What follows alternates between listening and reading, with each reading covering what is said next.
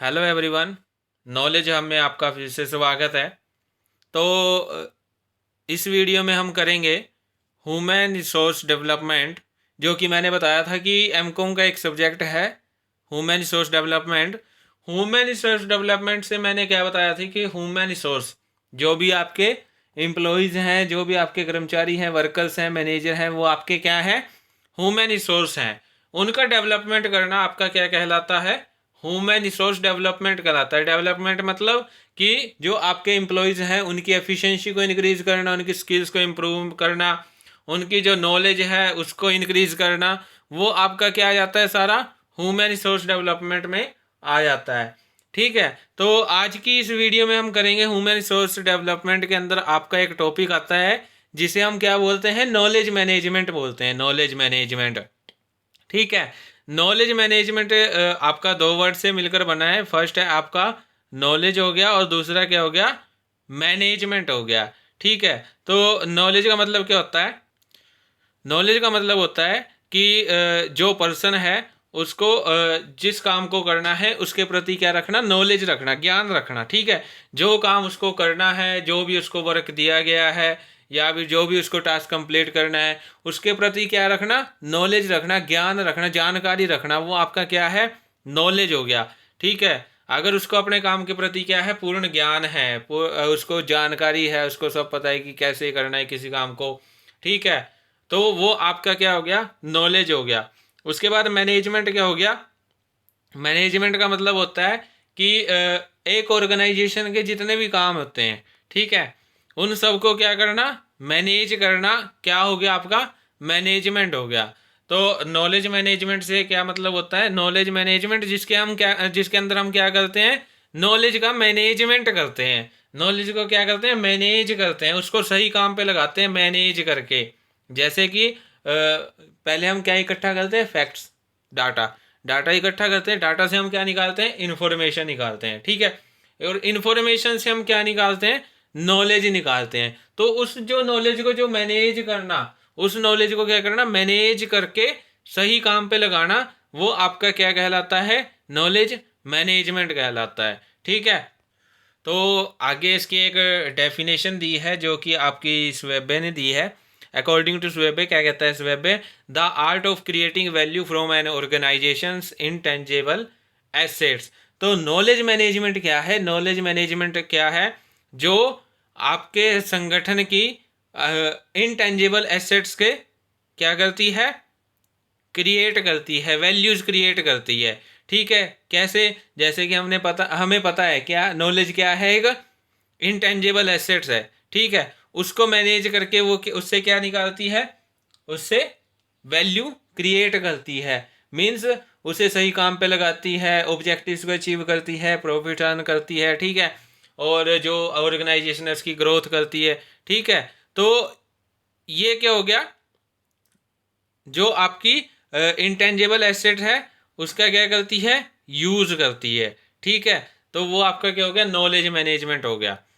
उसके बाद आता है इंपॉर्टेंस ऑफ नॉलेज मैनेजमेंट, कि जो आपकी नॉलेज मैनेजमेंट है उसके क्या क्या बेनिफिट्स हो सकते हैं, क्या क्या उसकी इंपॉर्टेंस हो सकती है, क्या उसका महत्व हो सकता है। ठीक है, जिसके अंदर आपका फर्स्ट पॉइंट आता है इनकम, इंक्रीज इन इनकम।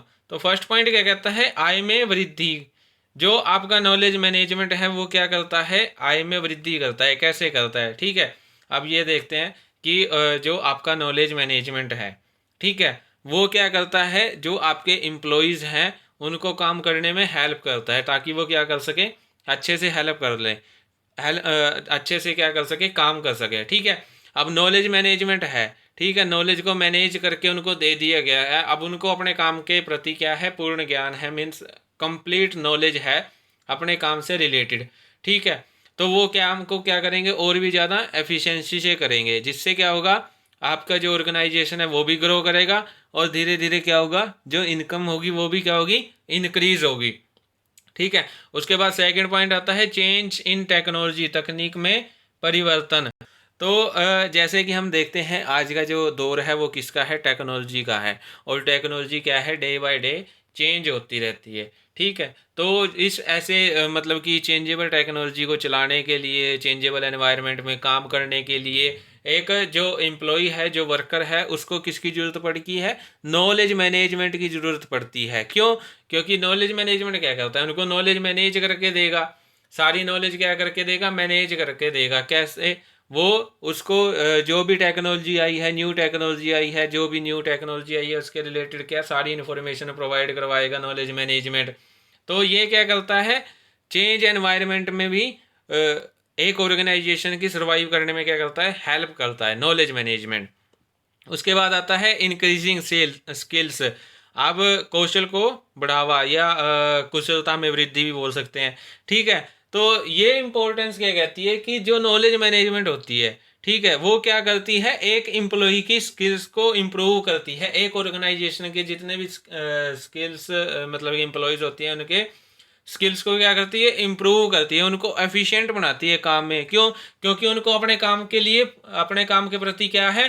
पूर्ण जानकारी है, कंप्लीट नॉलेज है। अब वो क्या करेगी? उनकी स्किल्स को इनक्रीज करेगी। ठीक है, धीरे धीरे क्या होगा? उनकी स्किल इनक्रीज होगी, वो एफिशिएंट हो जाएंगे अपने स्किल्स में। अब उसके बाद आपका पॉइंट आता है better use of human resources. अब नॉलेज मैनेजमेंट क्या बताता है? नॉलेज मैनेजमेंट आपके जो ह्यूमन रिसोर्सेज हैं, जितने भी आपके एम्प्लॉयज़ हैं, वर्कर्स हैं, उनका क्या है? बेटर से बेटर यूटिलाइजेशन करवाता है। या जितने भी आपके रिसोर्सेज पड़े हैं, बेकार पड़े रिसोर्सेज हैं, जितने भी लोकल रिसोर्सेज हैं, ठीक है, उनका क्या करता है? बेटर से बेटर यूटिलाइजेशन करवाता है। क्यों? क्योंकि अब जो आपके एम्प्लॉयज़ हैं उनको क्या है? पूर्ण ज्ञान हो चुका है, उनको कंप्लीट नॉलेज मिल चुकी है उनके काम के रिगार्डिंग। ठीक है, तो अब वो क्या कर सकते हैं? जो भी उनको रिसोर्सेज चाहिए वो आसानी से उनका यूज़ कर सकते हैं। और इससे क्या होगा? जो आपके एम्प्लॉयज़ हैं वो भी और अच्छे से काम करेंगे, ज़्यादा अच्छे से काम करेंगे और भी मोटिवेशन के साथ काम करेंगे, जिससे कि ह्यूमन रिसोर्स का बेटर यूटिलाइजेशन होता है। उसके बाद आता है इनोवेशन। इनोवेशन यहाँ पे आप क्रिएटिविटी भी ले सकते हो, नवाचार या नवीनीकरण हम जिसे कह सकते हैं। ठीक है, तो अब जो नॉलेज मैनेजमेंट है वो क्या करता है? न्यू न्यू आइडियाज़ को लेकर आता है। ठीक है, और उन आइडियाज़ को एक ऑर्गेनाइजेशन के अंदर इम्प्लीमेंट करने में क्या करता है? सहायता करता है, हेल्प करता है। ठीक है, जो नॉलेज मैनेजमेंट है वो क्या लेके आएगा? न्यू आइडियाज़ लेके आएगा। अगर वो न्यू आइडियाज़ लेके आ रहा है तो न्यू आइडियाज़ को कैसे अप्लाई करना है, कैसे एक ऑर्गेनाइजेशन में काम करना है, तो उसके तरीकों के बारे में भी उसको नॉलेज मैनेजमेंट के अंदर सारा कुछ दिया होगा, जिससे कि जो आपके एम्प्लॉयज़ हैं उस आइडियाज़ को एफिशिएंट तरीके से क्या कर सके, इफेक्टिव तरीके से क्या कर सके? अप्लाई कर सके। उसके बाद क्या आता है? Reduce cost. रिड्यूस कॉस्ट, और उसके बाद दिया हुआ है रिड्यूस ट्रायल एंड एरर्स। अब नॉलेज मैनेजमेंट का काम क्या है? जो भी आपका एम्प्लॉयज़ है, आपके जो एम्प्लॉई हैं, उनको उनके काम के रिगार्डिंग क्या देना? पूरी जानकारी देना, पूरी इन्फॉर्मेशन देना कि ये काम कैसे होगा।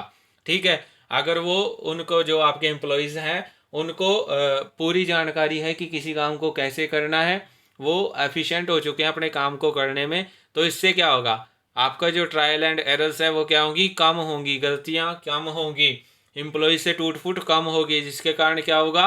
आपकी रिड्यूस कॉस्ट होगी। कॉस्ट क्या होगी? कम होगी, लागतों में कमी होगी, आपका खर्चा बचेगा, एक्सपेंसेस कम आएगा। उनको ट्रेनिंग प्रोवाइड करवानी है, उसके लिए भी एक्सपेंसेस में क्या होगी? कमी होगी। ठीक है, उसके बाद 9th पॉइंट आता है इंक्रीज इन अवेयरनेस, जागरूकता में वृद्धि। जो मतलब कि नॉलेज मैनेजमेंट है वो क्या करता है? जो भी आपके एम्प्लॉयज़ हैं, वर्कर्स हैं, उनको जो भी उनकी रिस्पॉन्सिबिलिटी है, जो भी उनका वर्क है, जो भी उनका काम है, उनके प्रति उनको क्या बनाता है? अवेयर, जागरूक बनाता है। उनको अपने काम के प्रति, अपने जो उनकी लाइबिलिटीज़ हैं उसके उनके लिए उसको क्या बनाता है? जागरूक बनाता है। कैसे? क्योंकि वो क्या करता है?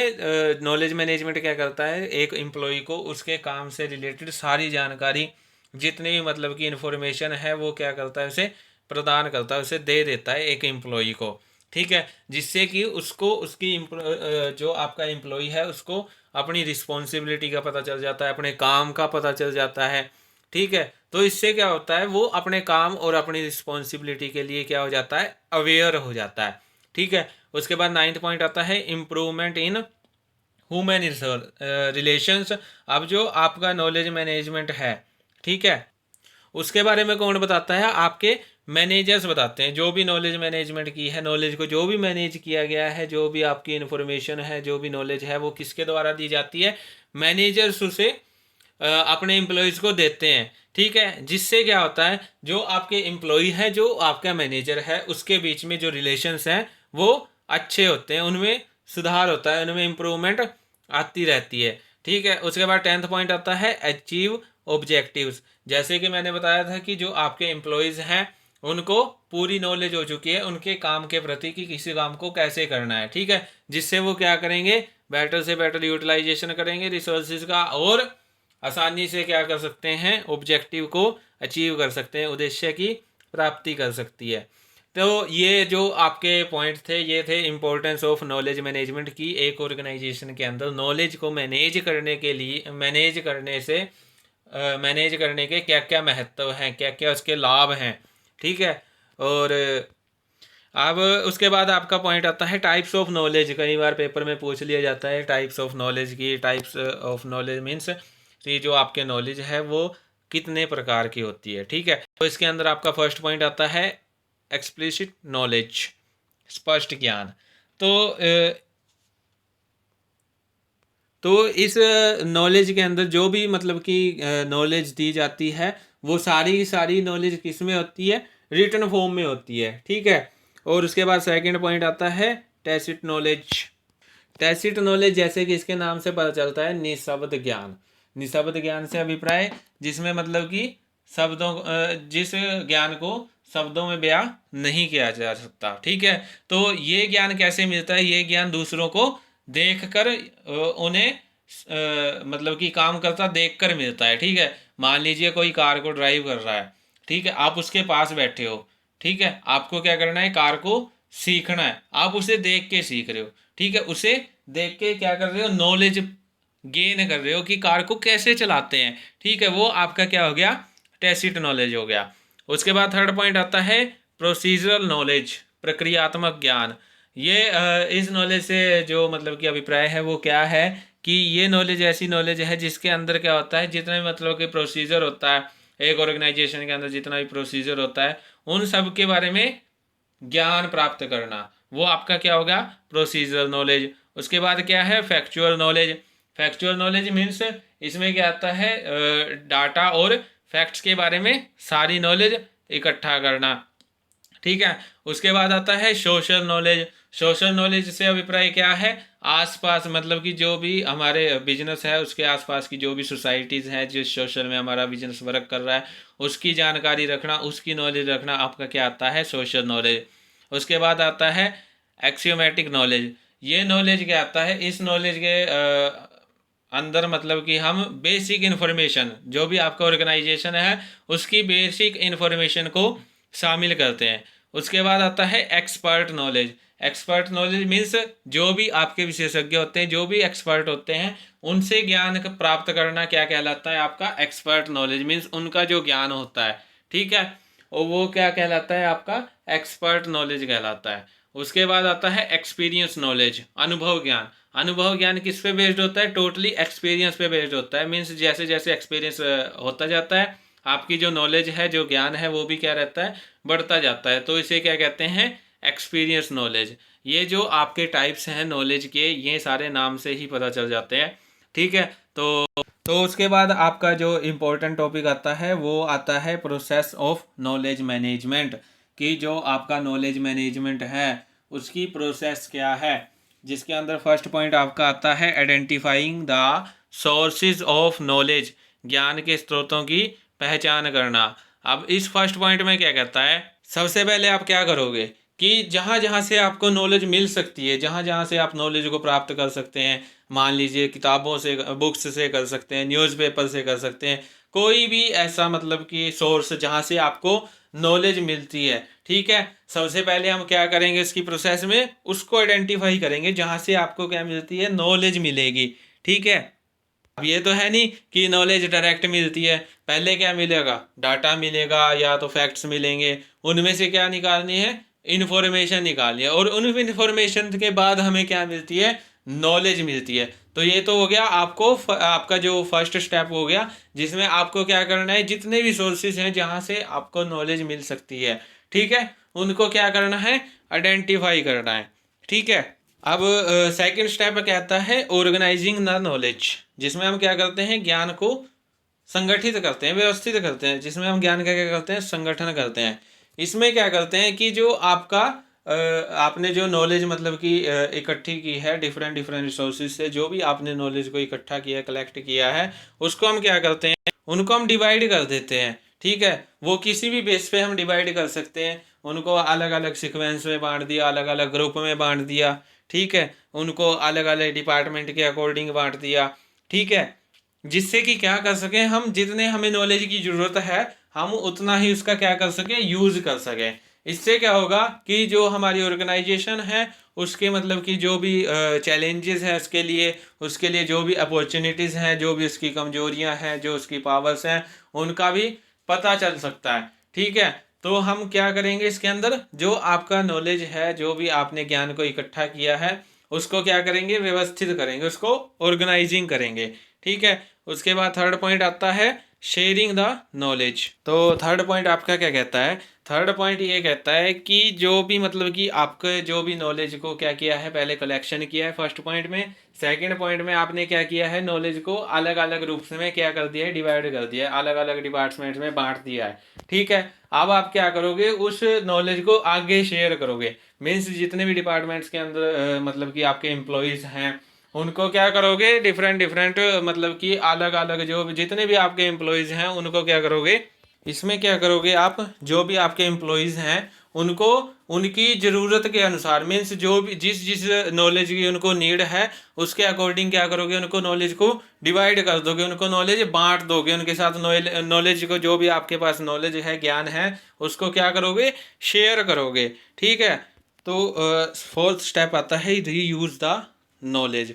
अब क्या है, आपने क्या कर दिया, अपनी नॉलेज को क्या कर दिया, शेयर कर दिया, आगे बांट दिया, ठीक है। तो इसके अंदर क्या है, जो आपकी नॉलेज है उसको रीयूज भी कर सकते हैं, ठीक है। जो भी आपने नॉलेज मतलब ये नहीं है कि एक बार बांट दी तो आप उसको दोबारा यूज़ नहीं कर सकते, ठीक है, उसका यूज़ कोई भी कर सकता है। मान लीजिए आपने किसी और एम्प्लॉय को दिया था नॉलेज है, वो आपने किसी और एम्प्लॉय को शेयर की थी, लेकिन वो उसको भी चाहिए, लेकिन उससे रिलेटेड किसी दूसरे पर्सन को भी चाहिए, ठीक है। तो आप इसमें क्या कर सकते हो, उस नॉलेज को रीयूज भी कर सकते हो। ये नहीं है कि एक बार नॉलेज मतलब कि आपने किसी को बांट दी, उसने यूज कर ली, नहीं, आप क्या कर सकते हो, उसमें नॉलेज को दोबारा रीयूज भी कर सकते हो। तो फोर्थ स्टेप में हम क्या करेंगे, जो आपकी नॉलेज है उसको रीयूज करेंगे। अब उसके बाद जो आपका फिफ्थ स्टेप है उसमें क्या करेंगे हम, क्रिएटिंग द नॉलेज, ज्ञान का क्या करेंगे, निर्माण करेंगे। कैसे, हम डिफरेंट डिफरेंट बुक्स से ज्ञान इकट्ठा करेंगे, टीवी से लगा लीजिए, न्यूज़पेपर से लगा लीजिए, मैगजीन से लगा लीजिए। तो हम फिफ्थ स्टेप में क्या करेंगे, ज्ञान का निर्माण करेंगे, क्रिएट करेंगे, ज्ञान को क्या करेंगे, बनाएंगे, अलग अलग जगह से क्या करेंगे, ज्ञान को कलेक्ट करेंगे। जैसे हम ऑब्जर्वेशन से भी कर सकते हैं, नॉलेज को इकट्ठा ऑब्जर्व कर लिया कुछ, ठीक है। तो उसके बाद आपका सिक्स्थ पॉइंट आता है नॉलेज एक्विजिशन।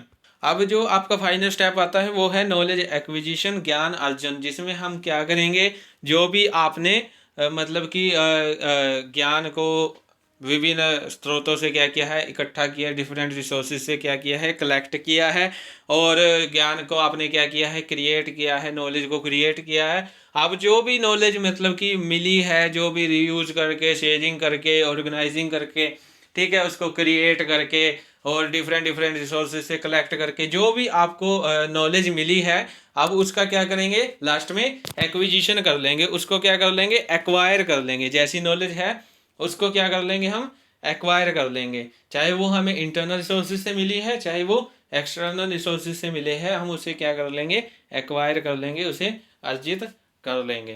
तो ये आज की वीडियो में इतना ही। आज की वीडियो में हमने किया नॉलेज मैनेजमेंट, नॉलेज मैनेजमेंट की क्या क्या इंपॉर्टेंस होती हैं, टाइप्स ऑफ नॉलेज हमने पढ़ा, और जो आपके नॉलेज मैनेजमेंट है उसकी क्या प्रोसेस है, क्या उसके स्टेप्स हो सकते हैं नॉलेज मैनेजमेंट के। तो आज की वीडियो में इतना ही। Thank you. Please like share and subscribe my channel.